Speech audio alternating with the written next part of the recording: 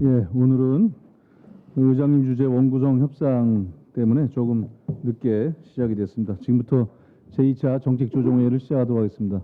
먼저 김태년 원내대표의 모두 발언이 있겠습니다. 어제 민주당은 미래통합당의 요구를 최대한 수용해서 상임위 정수 조정안을 통과시켰습니다. 이제 원구성을 마무리하기 위한 상임위 명단 제출만 남겨놓은 상태입니다. 미래통합당이 상임위 명단을 제출할 수 없다는 태도를 보이고 있는데요. 옳지 않습니다. 미래통합당이 국민보다 상임위 배분이 우선인 그런 정당이 아니길 바랍니다. 준법보다 당략이 더 중요한 야당이 아니라는 것을 보여주기 바랍니다. 지금 국민은 하루를 버티기도 힘든 상황에 처해 있습니다. 5월 취업자 수가 40만 명 가까이 줄며 석 달 연속 취업자 수가 감소했습니다. 실업자 수와 실업률도 통계 작성 이래 최고 수준으로 치솟았습니다. 고용 지표는 코로나19로 인한 고용 충격이 얼마나 큰지 여실히 보여줍니다. 3차 추경이 적기에 집행되어야 국민의 일자리를 지켜낼 수 있습니다. 야당은 과거에 잘못된 관행만을 앞세우면서 국회에 조속한 가동을 막을 태세입니다.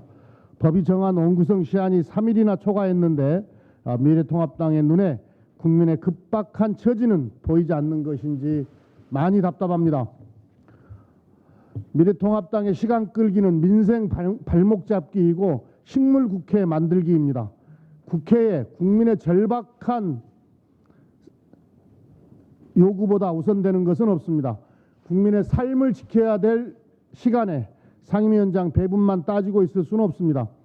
민주당은 국정을 발목 잡기 위한 야당의 정략적 흥정에 응하지 않을 것입니다. 민생과 고용 안정을 위한 추경이 시급한 지금 민주당은 원구성을 조속히 마무리하겠습니다. 국민께서 총선에서 부여한 압도적 다수당의 책임을 다하겠습니다. 민주당은 오직 국민만 바라보고 가겠습니다. 민주당은 결연한 행동으로 정치의 근본을 바로 세우고 일하는 국회를 만들겠습니다. 글로벌 선도국가로서 대한민국의 국격이 그 어느 때보다 높아진 지금 21대 국회는 과거와 분명히 달라야 합니다. 국회의 잘못된 관행과 문안을 확 바꾸고 일하는 국회를 바로 세운다는 각오로 국회법이 정한 절차대로 원구성을 완료할 것입니다. 어떤 진통과 희생이 따르더라도 국민께서 부여한 시대 전환의 과제를 완수하겠습니다. 오늘 법무부와 공정위가 상법과 공정거래법 개정안을 입법 예고합니다. 앞서 금융위는 지난 5일 금융그룹 감독법 제정안을 발표했습니다. 이 세 개의 공정경제 법안은 민주당의 총선 공약이자 문재인 정부의 국정과제입니다. 민주당은 상법, 공정거래법, 금융그룹 감독법 등 20대 국회에서 처리하지 못했던 공정경제 입법을 21대 국회에서는 완성하겠습니다.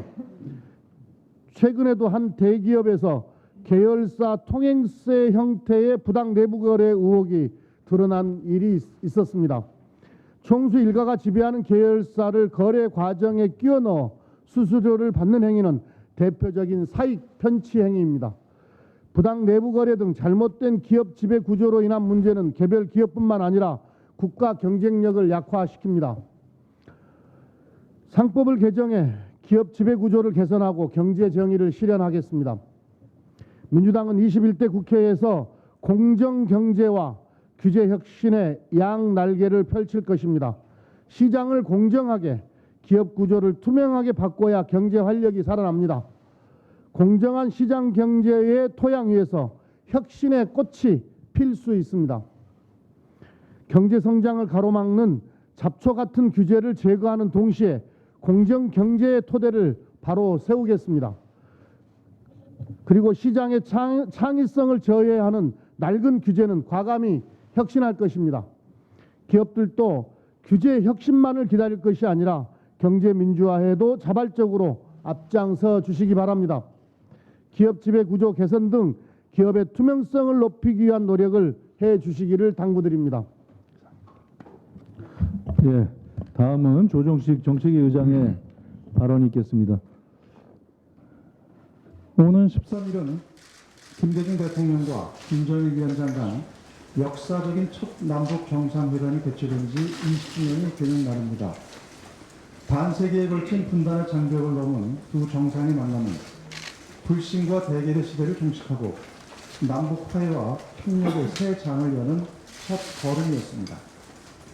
특히 정상회담의 결과물인 6.15 공동선언은 남북관계 발전의 시금석이자 한반도의 평화와 번영을 상징하는 열색 날이었습니다.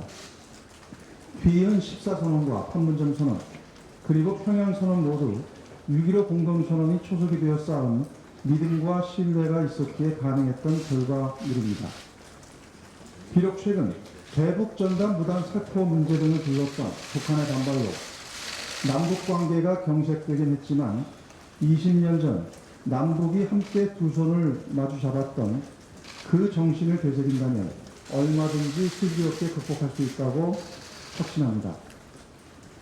난관에 봉착한 남북관계를 푸는 가장 확실하고 빠른 길은 기존의 합의사항들을 철저하게 준수하는 것입니다. 우선 핵심 현안으로 대두된 대북전단 문제는 판문점 선언 정신에 따라 단호하고 과감한 조치를 취해야 합니다.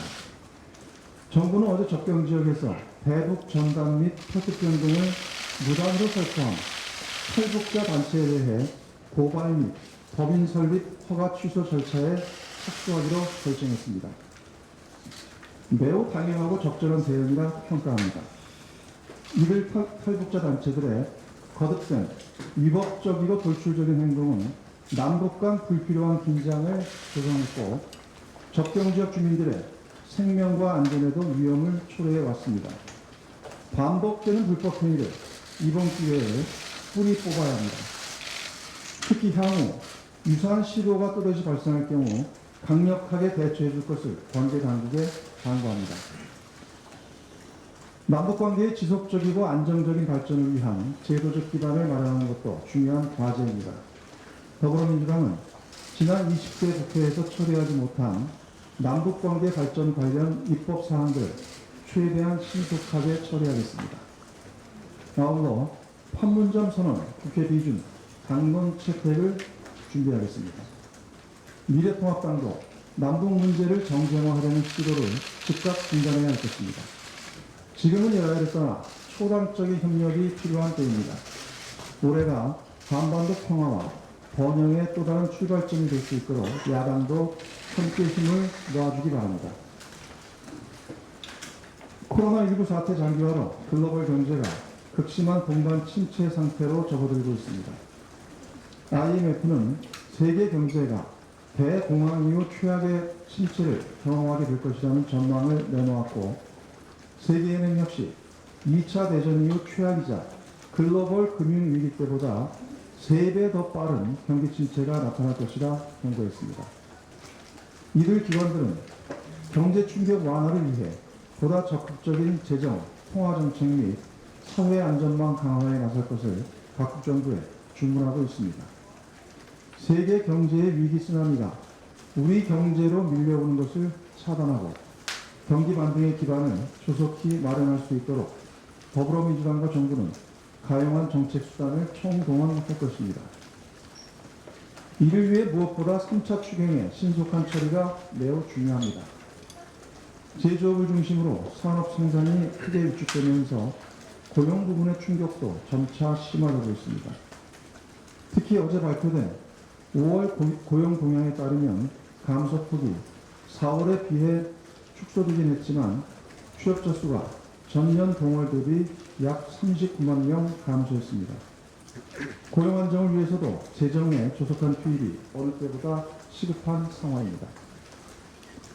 산업 안정과 고용 취약계층 보호, 신성장 기반 조성 등을 목적으로 마련된 3차 추경의 효과가 극대화되기 위해서도 첫째도, 둘째도 속도가 생명입니다.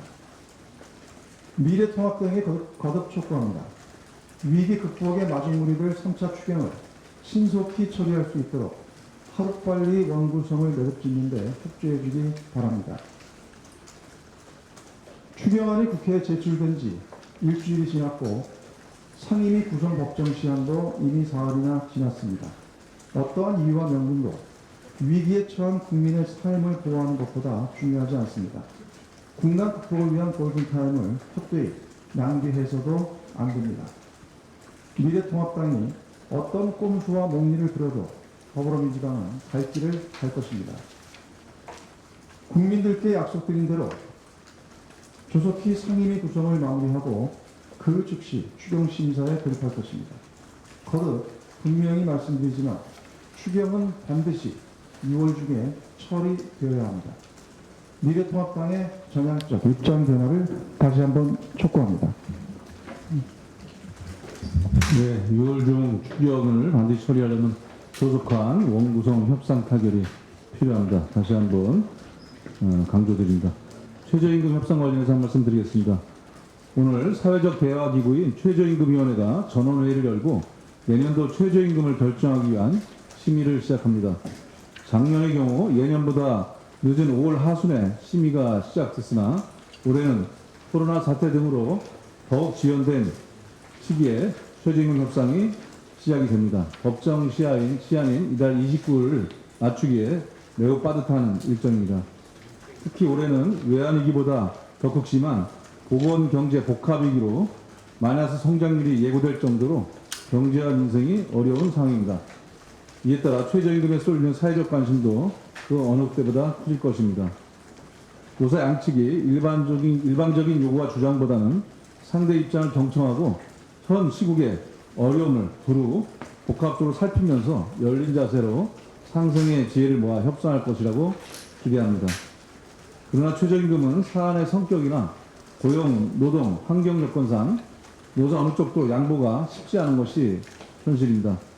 사용자 측은 중소기업의 88%가 내년 최저임금 수준이 올해와 같거나 낮아야 한다고 응답했다며 감액까지 거론할 태세입니다.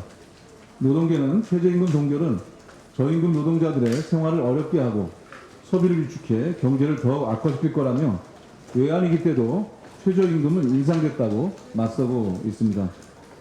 이렇게 노사 양측 입장이 팽팽하지만 사용자와 노동자가 한 배를 탄 공동 운명체라는 것을 잊어서는 안 될 것입니다.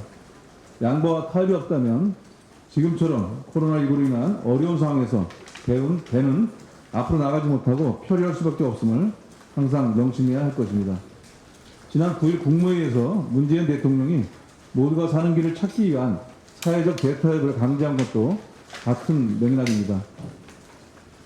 우리 당과 문재인 정부는 최저임금을 둘러싼 사회적 마찰을 줄이기 위해 최선을 다하겠습니다.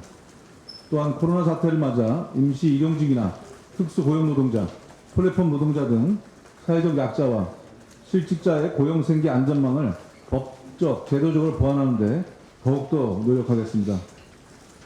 미래통합당을 비롯한 야당도 함께 해줄 것을 촉구합니다.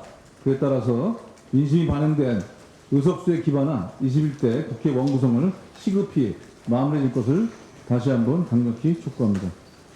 다음 발언은 허영 부대표께서 해주시겠습니다. 네, 춘천, 철원, 화천, 양구, 갑의 허영입니다. 대북 전단 살포 문제가 굉장히 심각하고 또 접경 지역 주민들의 안전을 심각하게 위협하고 있기 때문에 조정식 정책위원장님께서 말씀을 하셨지만 다시 한번 강조하고자 합니다. 통일부는 어제 대북 전단 살포 단체인 자유북한운동연합과 큰 셈을 남북교류협력법 위반으로 고발하고 법인 설립 허가 취소 절차에 착수한다고 밝혔습니다. 정부는 북한을 자극해 우발적 충돌을 일으킬 수 있고 국민의 안전을 크게 위협하는 대북전단 살포 행위를 과감하게 통제하고 위법 행위에 신속하게 대응해 주시기 바라겠습니다. 지방자치단체도 긴급 행정명령 등 가용할 수 있는 모든 공권력을 이용해 지역 주민의 안전을 지켜주시기 바라겠습니다. 대북전단 살포로 우리 국민의 안전이 위협받는 속에서도 미래통합당은 어제 긴급 안보회의를 열어서 문재인 정부의 대북정책을 폄훼하고 우리 당의 전단 살포 금지 법안 추진이 헌법이 보장한 표현의 자유를 침해한다고 비난하고 있습니다. 하지만 박근혜 정부는 경찰력을 동원해 대북 전달 살포를 막았습니다. 표현의 자유를 떠나서 지역 주민 안전을 고려한 조치였습니다. 또한 대법원은 지난 2016년 대북 전단 살포 행위가 접경 지역 국민의 생명과 신체에 급박하고 심각한 위험을 발생시킨다며 국가는 대북 전단 살포 행위를 제지할 수 있다고 판결한 바 있습니다. 그 누구도 한반도 평화를 해칠 자유, 극단적 혐오 표현의 자유는 없습니다. 국민의 생명과 안전을 지키는 것이 국가가 가장 우선해야 할 일이고 이를 위한 입법적 노력은 국회의 책무입니다. 미래통합당에게 요구합니다. 국민의 안전에는 여야가 있을 수 없습니다. 대북전단 살포 문제는 국민의 생명과 안전에 직결된 중대한 사안임을 명심하시고 더는 정쟁의 대상으로 삼지 말길 바라겠습니다. 또한 한반도 평화와 접경지역 주민 안전을 위한 입법 및 제도 개선에 초당적으로 협력해 주시길 바라겠습니다. 코로나19 이후 한반도 평화체제 구축을 통해서 한국판 뉴딜을 한반도 뉴딜로 확대해 나가야 될 시점입니다. 대북 전단이 이러한 한반도의 미래와 평화 번영을 가로막을 수는 없습니다. 새로운 성장 동력을 확보하고 평화 번영으로 나가는 데 있어서 함께 노력해 나갔으면 좋겠습니다. 감사합니다. 예, 자, 다음은 이소영 부대표의 발언이 있겠습니다. 안녕하십니까. 경기도 의왕 과천의 이소영 의원입니다. 국회법 제41조에 따르면 우리 21대 국회는 3일 전인 6월 8일까지 상임위원장을 선출하고 원구성을 마쳤어야 합니다. 또 국회법 제48조에 따르면 교섭단체 대표 의원은 4일 전인 6월 7일까지 상임위 명단을 국회의장에게 제출했어야 합니다. 미래통합당은 지금도 이 명단을 제출하지 않겠다는 입장을 고수하고 있습니다. 미래통합당이 국회법상의 법정 기한을 어겨도 좋다고 판단하는 근거는 두 가지로 보입니다. 첫 번째는 협치입니다. 여야 합의가 되지 않았을 때는 법정 시한을 도과하더라도 계속 합의를 추구하는 것이 민주적이라는 것입니다. 두 번째는 관행입니다. 지금까지 여야 원내대표 합의가 이뤄질 때까지 법정 시한을 도과하더라도 원구성을 하지 않았던 선례들이 있고 이것이 좋은 관행이라는 것입니다. 그러나 미래통합당의 두 가지 주장 모두 헌법과 국회법에 비추어 받아들이기 어려운 주장입니다. 첫째, 협치와 합의는 우리 정치가 지향해야 할 좋은 가치입니다. 그러나 우리 헌법 제49조는 국회의 다수결 원칙을 선언하고 있습니다. 헌법이 선언하고 있는 다수결 원칙의 의미는 교착 상태를 막는 데에 그 의미가 있습니다. 법정 시한을 넘겨 더 이상 합의를 시도할 수 없거나 또는 마냥 합의를 기다릴 수 없는 상황이 있는 경우에는 다수결을 통해서 교착 상태를 해소할 수밖에 없는 것입니다. 둘째, 국회는 독립적인 입법기관으로서 국회 운영에 대해 다소 자율성을 가지고 내부 규칙을 수립할 수 있습니다. 미래통합당이 말하는 관행 또한 성문화되지 않은 내부 규칙을 의미하는 것입니다. 그러나 대한민국 헌법 64조에서는 이렇게 말하고 있습니다. 헌법 64조. 국회는 법률에 저촉되지 아니하는 범위 안에서 의사와 내부 규율에 관한 규칙을 제정할 수 있다. 이렇게 말하고 있습니다. 이것은 국회법에 반하는 관행이나 행태는 그것이 국회가 정하고 유지해온 것이라고 하더라도 헌법에 위반될 소지가 있다는 의미입니다. 더 이상 좋은 관행을 운운하면서 국회법을 무시하면 안 될 것입니다. 어제 5월 고용동향이 발표됐습니다. 코로나19로 인해 서민 경제가 백척 간도에 서 있습니다. 정부는 이 경제 상황을 해결하기 위해서 최대 규모의 3차 추경안까지 제출한 상황입니다. 많은 소상공인들이 빚을 내서 매달 가게 월세를 내고 있습니다. 이 시간에도 중대재해들이 발생해서 노동자들이 일터에서 산재 사고로 사망하고 있습니다. 또 올해 최악의 폭염이 예상됩니다. 온열 질환 사망자가 매우 크게 발생할 가능성이 높습니다. 7월, 8월에 폭염이 코앞에 와 있는데 제대로 된 대책 수립은커녕 논의조차 시작을 못하고 있습니다. 노약자와 취약계층에 대한 폭염 예방 정책 수립이 매우 시급합니다. 국민들이 이렇게 기싸움 말싸움 하라고 국회의원 뽑아준 게 아니라고 생각합니다. 하루라도 빨리 상임위원회를 열고 국회가 당장 국민들에게 필요한 일을 시작해야 할 것입니다. 감사합니다.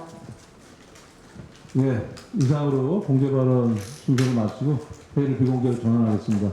언론 여러분들의 협조를 부탁드립니다.